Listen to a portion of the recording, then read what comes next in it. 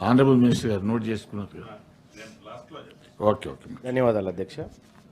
ఇక్కడ గతంలో జరిగినటువంటి ఒక పొరపాటు ఇవాళ తెలంగాణలో ప్రస్తుత రాష్ట్ర ప్రభుత్వానికి కూడా ఇబ్బందికరంగా మారింది అధ్యక్ష.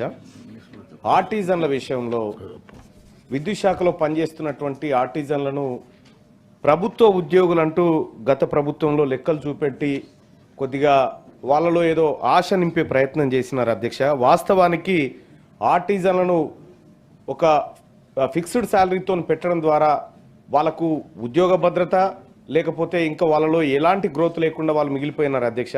చాలా రోజుల నుంచి నా దగ్గరికి వాళ్ళు వస్తూ ఉన్నారు, ఆర్టిజన్లను రెగ్యులరైజ్ చేయండి, లేదంటే మాకు కనీసం ఒక లైన్మెన్ స్థాయి హోదానన్న కల్పిస్తే మీకు బర్డన్ ఏం లేదనేటువంటి మాట చెప్తున్నారు. ఈ రాష్ట్ర ప్రభుత్వానికి గతంలో జరిగిన పొరపాటును సరిదిద్దే విధంగా ఆర్టిజన్లను రెగ్యులరైజ్ చేసి వాళ్ళని జేఎల్ఎం లాగా గుర్తించేటువంటి అవకాశం ఏమైనా ఉందా, పరిశీలిస్తూ ఉందా అని చెప్పి రాష్ట్ర ప్రభుత్వాన్ని నేను రిక్వెస్ట్ చేస్తాను అధ్యక్ష.